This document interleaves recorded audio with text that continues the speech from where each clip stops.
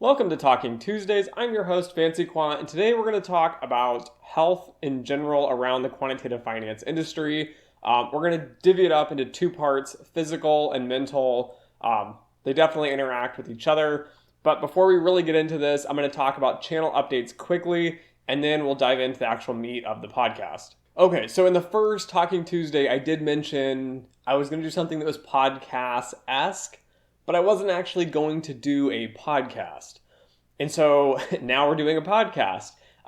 So I'm going to do a podcast. It cost me more money. It's a little bit more time. I was hesitant to do it. But the reason I am doing a podcast is because it'll draw in a different crowd of people. A lot of my videos and content, especially the ones I think are most valuable, usually get the least amount of views. And I'm fine with that, right? I'm more than happy to make the videos I want to make. But at the same time, I think a podcast can really draw in people from different areas. And I'm starting to realize that podcasting is very different from YouTube because of the way that the content is consumed. So for me, right, YouTube is awesome. I love watching videos, and I'm always watching videos on YouTube. But a lot of times, like at work, for example, I'm actually doing something on my computer. And so I'm like coding and trying to program. And it's nice to listen to something in the background. It's nice to have something that's, I don't know, interesting, something that kind of goes around my hobbies, my job, things I like to listen to. But at the same time, I can't watch a video and do it. So the podcast is going to be all about basically just that format, longer format videos, in this case, longer format audio. You can sit, you can listen. We're doing podcasts. I'm going to be getting up and running on all the different platforms. We're already on Apple and Spotify and Stitcher. I might do iHeartRadio and maybe some other different venues. But that's kind of the quick introduction. That's why we're doing podcasts. It's going to tailor to a different group of people. You're more than welcome to sit and watch it on YouTube. For me, though, it takes up less data on my phone when I just have a podcast running and my battery lasts longer versus watching the YouTube version. But that's it. So that's why the podcast is starting. Thank you to everyone who's watching and listening. I have opened a Patreon account, which I'll link somewhere in the video description below for YouTube, in the description for the podcast as well. But I just want to thank everybody who's purchased merchandise, because what you don't realize is I do make a little bit of money off of it. Not a ton, but a little. And it does help support the channel. It helps me to continue to make videos like this. So let's just dive on in here to health as a quant. So this is going to come as kind of my story, and I'm going to relate it to more or less the industry. But again, it's my perspective and my kind of outline here. It does apply to a lot of other quants. I have talked to other people in the industry that have similar issues, but at the end of the day, they don't want to talk about it because most of us are somewhat introverted, right? Why would we broadcast that we're having issues? Not a popular thing to do, but today we're going to talk about it. So this started, I guess, let's just take it back here to the end of 2019. Into 2019, I took off 2.5 weeks, which I normally take off a few weeks at the end of the year. I used most of my PTO to be with family, to unwind a little bit, to reset for the new year, and to really get going and excited. I don't know. It's a break to relax. It's a break to get motivated. Kind of a weird time for me, but I like to take off time in bigger chunks. I'm not a fan of taking off like a Friday once a month or something like that. Just doesn't do it for me. So I took off 2.5 weeks, and I realized I'm having lower back pain, which I've had for, I don't know, probably about a year, maybe 6 months, something like that. But I've had this kind of lower back pain, kind of frustrating, nothing significant. I've been to a chiropractor before. I'm not looking to spend money to go to a doctor, but that's okay. And then I'm starting to realize I've gained 20 pounds since I graduated from grad school, which has been, I think, around 5 years. So I'm gaining weight. I have back pain. My wife always yells at me because my head sits forward, right? Trying to get better posture. And so I'm looking at it like I'm 31 now, and I'm not in the best health, the best shape. Yes, I could be significantly worse, but let's nip it in the bud before, it gets out of control and I can't kind of like reel it back in here. So what I'm going to do is I've decided this year, even though I've had a bunch of stuff on my plate, I've been overly busy, which we're going to talk about here in a second. I'm going to run a half marathon, which I'm going to be doing probably in October with my dad. I've just made the goal. I'm going to do it. So online, there's all these crazy schedules. Like you can run a half marathon and train in 12 weeks or 20 weeks or something. I don't really care. I'm going to set it out longer. I'm going to try to run for my general health. I want to lose some weight. I want to feel better, improve my, vascular system, all that good stuff. And then I've been doing yoga with Adriene. So those of you that don't know, Adriene's like some super famous yoga lady on YouTube. And so my wife's done it before. I see her stuff pop up constantly. So I started doing that for lower back pain, and my back feels great. So now I'm kind of blending the two together. I'm running for training, and then I'm using yoga after my runs as a way to stretch and kind of, just get back into the groove of feeling better, increasing flexibility, and kind of stretching out after these runs. Overall, it's been great. So that's kind of the physical side of it. That's what I'm going to be doing here to fix my problem, to kind of focus in on it. I think physical health is huge for office workers in any situation, right? Quant finance, accounting, HR, doesn't really matter. It's really hard to get exercise if you don't go to a gym or you don't put in the time. And I definitely have not been putting in enough time focusing on me and improving myself, at least not on the physical side.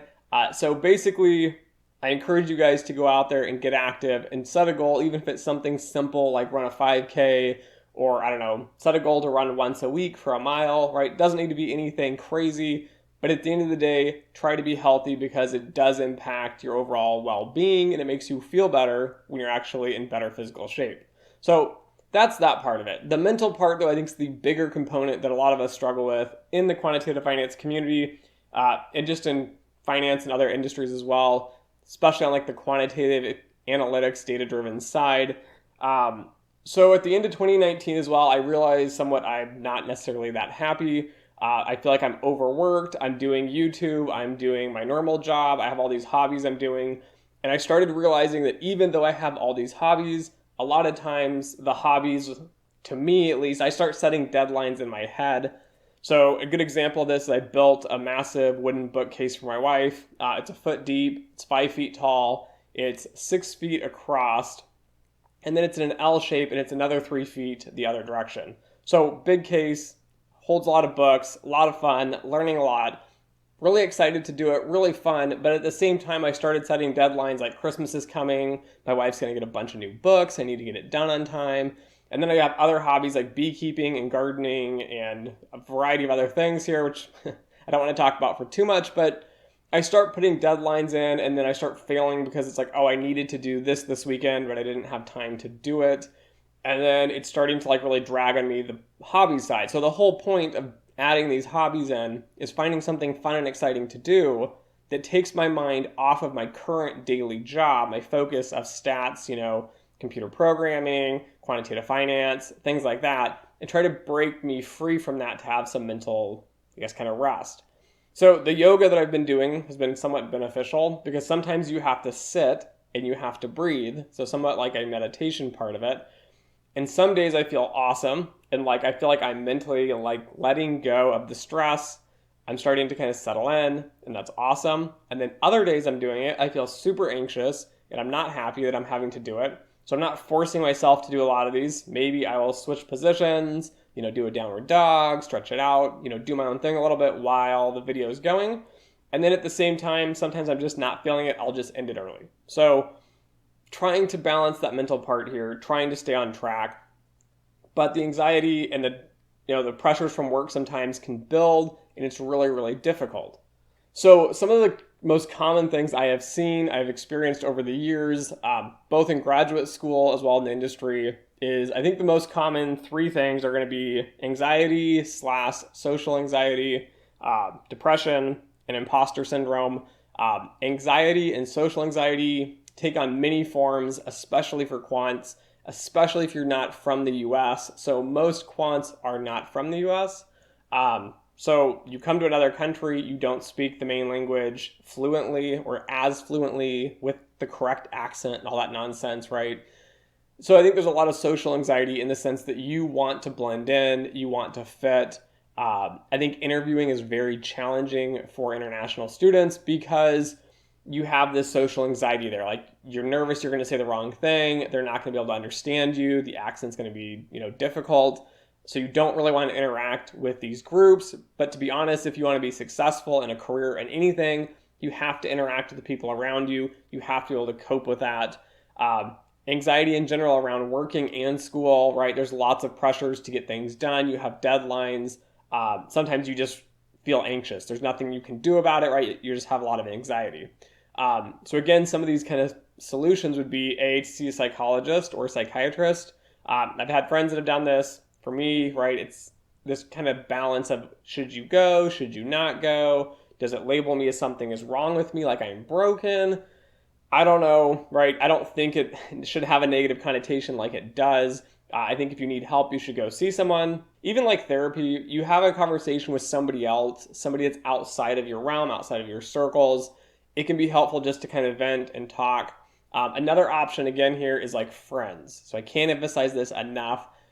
For me, graduate school was crazy ridiculous because I came from a background of finance, which has absolutely nothing to do with quantitative finance. So while everybody else has an engineering degree, a computer science degree, a mathematics degree, stats and all that, right? Me and another guy who had a finance background, we were constantly told how stupid we were because we had business and finance degrees and we knew nothing what was going on, right? We're just clueless. It was a super, super hard challenge to grasp all the concepts and to do it in a way that you actually understand it. So learning is different than just passing exams. I think the vast majority of people with degrees don't know anything because they kind of memorized a bunch of little random tidbits, put it together, passed some exams, and got a degree. But if you're actually trying to do the work, you're trying to dig in, and you're trying to understand what's going on, it's going to be hard. Okay, graduate school is challenging. It's going to be an uphill battle constantly. Part of this too, so a big warning for all those financial engineering programs out there. When you have a business degree trying to do a business and financial engineering degree, I can tell a lot about your program based on the number of classes you require your students to take. So undergrad, you take 6 courses, no big deal, it's fine. A master's degree, you should be taking 3 to 4 classes maximum because you're taking very rigorous and mathematical courses. You need to dig deeper on the theoretical side. You need to dig deeper on the math and the stats and really getting into the materials. You should only be taking 3 to 4 classes, a story of the nonsense you deal with. I was in a financial engineering program. Our program wanted us to take 6 classes because it was ran between the engineering school and the business school. And the business school didn't realize, I don't think they understand, a business class takes significantly less time because it's just memorizing simple little equations and little theories. And that's fine, right? It's good insight if you're going to be working in those industries and you need that skill. But for someone on a quant side, you're taking 3 math classes, maybe 4 math classes. And when a program is having you take 6 classes, it's getting a little ridiculous. You're putting too much pressure on your students. So, right, that's just part of dealing with the pressure, right? There's people that aren't going to understand. They're going to kind of dogpile on you and tell you like, oh, you're weak. You don't know what you're doing. It's nonsensical. Like you're just kind of whining. It's important, guys, to find friends and people that support you, people that will kind of talk to you and deal with you. And I think that's one of the big keys for me for graduate school was I had a small group of friends around me. We all had different strengths and weaknesses. And so for homework and exams and teaching and education, we were all there for each other and could help each other learn different topics at different rates, given our backgrounds. It was also nice to have someone to complain to, right? This is terrible. This sucks. I can't believe we're doing this many classes. Or, I can't believe we're doing this and this and this. Like, this is too many topics in one set. I don't know. It's nice to have people around you. It's super important. Depression and suicide rates, unfortunately, are extremely high in graduate school. And the reason for this is just the amount of pressure, the amount of coursework a lot of times. If you're coming from a background where you don't have the education, it makes it even more challenging, which is why I highly discourage people with a business background to go into financial engineering and quantitative finance. Yes, it's possible, but it's really, really hard. PhDs are another good example, right? You have a lot of work, a lot of pressure. You have papers to write. You have your qualification exams you need to take. It's just stressful. So anxiety and depression are big, big issues in academic realm. They're also big in the quant realm in general, because what a lot of people don't realize is quants are responsible for driving all of the analytics and the modeling behind decision-making at banks and financial engineering firms, trading firms, things like that. So there's more pressure and anxiety on that end as well. It's tough, okay? Just going to put it there. It is tough, and we'll leave it at that. The last point, though, that I mentioned, which is going to be imposter syndrome. So, imposter syndrome, for those of you that don't know, is where you always feel like you are the dumbest person, essentially. And even though you have all this education and all these degrees and all this work experience, right, you're always kind of feeling like you are not qualified. Like you're an imposter, I'm a fake, I'm a fraud, I'm not set up to do whatever I'm doing. And a lot of quants, I think, feel like this because you go into these degrees and you get the degree, whether it's a master's or a PhD, and then you go into the industry. And there's a lot of pressure on quants to be able to do a lot of different topics. So this is what makes, I think, being a quant, right, tagging that little quant name tag on yourself is so challenging, is because there's a lot of pressure behind what quants do. So quants in general are expected to do all the statistical modeling. So that's one piece. Quants are expected to know the general finance theory so that you can apply those models. It doesn't take a lot of pressure, but you're required to do it. Quants are required to do all the programming, so implementing all this a lot of times. So then you feel like you need to know all the computer science, and then you're required to know mathematics, because you need to know the theory, for example, like derivative pricing and putting all that together. And now data science is coming on the scene, so you're required to know that. And then you have people like me that are making videos, and I'm telling you, you need to learn soft skills. You need to learn to interview. You need to learn to write resumes. You need to learn, to build relationships and network. And so it ends up in this position where it's like, I'm supposed to be an expert in like all these different areas, but I don't have the time to do it. And so a lot of us start comparing ourselves, which is terrible. We should not be doing this. But you start looking out and you go, oh, that guy that's, doing data science and he's written some books and he works at this firm and he's making a lot of money, right? He's an expert. I need to do all of that. So you're trying to learn all of this data science. Then there's the mathematics side. You learn all the mathematics and you're comparing yourself to those math masters and PhDs and other people that work with you that are specialized in math. You start thinking, I need to know everything that they know. And I need to know all the statistics. It's extremely challenging because unlike most degrees, so you get like let's say a statistics degree, you're expected to know and learn statistics at a fairly well-educated level. And so then you think you have one area. But for quants, it's even more challenging because now even the fact of feeling like you're inadequate or you're behind other people that you're comparing yourself to, now you're comparing yourself to all these different people with all these different expertise in all these different fields. So this guy that's doing, for example, implementation on the programming side, he might have a PhD in computer science, right? And you have a master's degree, so you don't have the same education. And your master's isn't even in computer science. It's in financial engineering where you're trying to learn the computer side, you're trying to do stats, you're trying to do math. So it's really challenging here to get all the pieces together. So now to give you more of a real world example of kind of this in action here is, right, a lot of times, like even through grad school, I kept feeling like I can help students, but then I'm not an expert, so I shouldn't say anything and I shouldn't help people. And I tried to help some students and it was beneficial, but then I'm like, well, maybe I got lucky, right? I'm definitely not an expert on careers and advice. Like I shouldn't be talking about any of this. And yet the more I started thinking about it, the more I started looking around, there's people that don't know anything. So, right, my advice here is actually helping people get ahead. And so I started doing more and more and more YouTube. And even today, a lot of times I start looking around and thinking, well, maybe there's somebody out there that knows even more that would be a better person to give advice.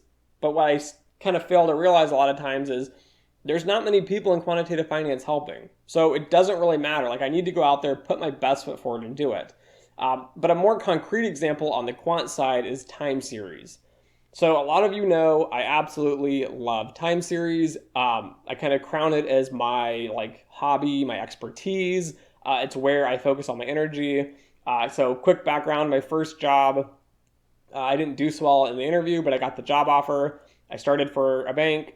I worked with time series models. A bunch of people were building them at the time for CCAR. It was a requirement. They asked me a lot of times what I thought. I would tell them, I don't think you're doing this, this, and this right. They would kind of look at things. People wouldn't really give me any clout. You're clearly not real bright. You don't have a PhD. It was a lot of the mentality behind this. And so I went through kind of learning and reading textbooks, but I mentally shut down and kind of shut everybody else off and just started doing a lot of my own research. And so I started learning and trying to figure out why things weren't working in the industry. And then I went to work at other firms as well. And people would argue with me because I work in validation or internal audit. And I would tell you, you cannot do this. violates all these assumptions. It makes unstable models. And then people would argue with me that they knew, they were smarter, they were better. So I would have to go back and come back with textbooks and academic papers, and I have to continue to argue with them, right? And so I'm trying to show people like, this isn't my opinion, this is actual fact. And so even today, it's really hard for me because I feel like there's so much more to learn in time series, right? I can spend a lifetime learning it, and I don't know that much of it. So clearly I'm not an expert, I don't know anything.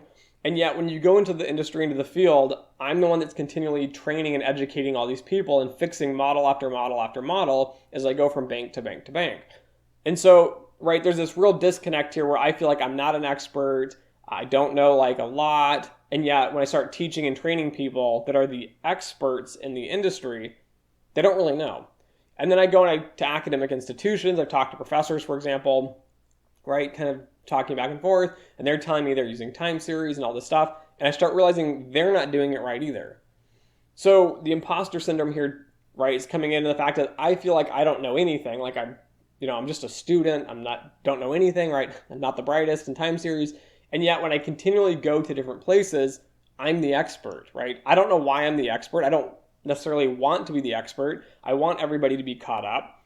But there's this disconnect where it's like I'm clearly one of the industry experts at least, maybe not academically, but at the same time, right, I feel like I don't know anything. I don't know enough. And so that's just a good example here of the imposter syndrome. I think a lot of quants suffer from it. You'll find there are people that are experts, and in most of the cases, those that are claiming to be experts are not experts. They're just people that are overconfident and are know-it-alls, but they really don't know anything what they're doing. They're the ones that are standing on top and they're like touting, I'm great, I'm wonderful, I'm the best, I'm the smartest, this is how you do it. And yet at the end of the day, you'll find out the quants that are like more shy, more timid, right? They're telling you I'm not an expert, I don't know a lot. Those are the ones that typically know the most.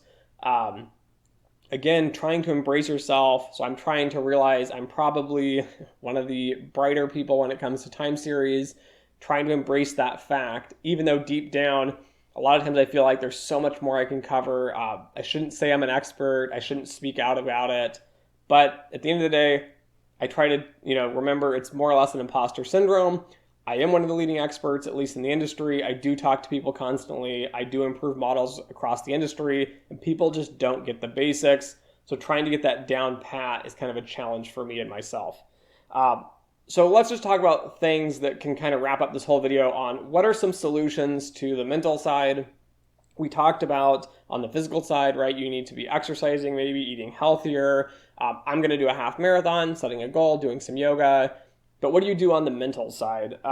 So the first thing I think which is crucial for me in my job is working from home. I cannot emphasize this enough. I think it is the best benefit out there for quants. Because when you're put into weird social interactions where there's conflict, a lot of times I don't want to get involved. If you're in a meeting, it can be easy to say, yeah, that's fine. Let me think about it. I'll get back to you.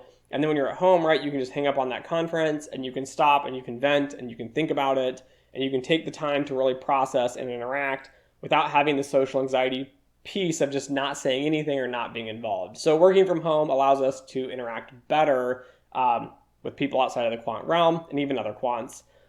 Working from home also allows me to reset mentally. So I have more time and more freedoms. I don't feel like I'm micromanaged, and it gives me time to like relax. There's no one around me like, I don't know, kind of poking at you and like, what are you doing? And, have you finished this yet? It's due in X amount of days or minutes or whatever. Working from home, I think, is a great way to reduce a lot of your stress, anxiety, depression, not so much, right? That's more of something you need to think about internally and reflect on and figure out why are you depressed. Maybe see a psychologist, someone that can help you, which leads to my second thing here. Try to find a few people that can relate with you, that can talk to you about, what you're working on, your work, your agendas. They don't need to work at the same bank, but they could. Building friends and having a little bit of a network, I think, is crucial to your mental health. It allows you to discuss different topics with different people. It allows you to vent. So for those of my colleagues that worked with me, I'm somewhat of a loose cannon. I am more than happy to say what I think. And a lot of times this gets me a little bit in trouble. So I've been working on kind of curtailing that. But it is nice to know, like, I have, this colleague, I can say whatever I want. They're not going to be like using it against me. They're not going to, make a big deal about it. They'll talk to me. We'll have an interaction. but having friends around you in school and at work and just in your family life is just, I think, crucial for mental health and keeping you stable. The third one, which I've kind of mentioned a few times, is just get professional help sometimes. It doesn't mean you're weak. It doesn't mean you're a bad person. Sometimes it's helpful to have like a psychologist, for example, someone to talk to, someone to kind of work through things. Maybe you have a chemical imbalance. Maybe they can help with that. A lot of times just like talking and having that, I don't know if it's called speech therapy, but anyways, talking to somebody and kind of working through it with them is helpful and beneficial.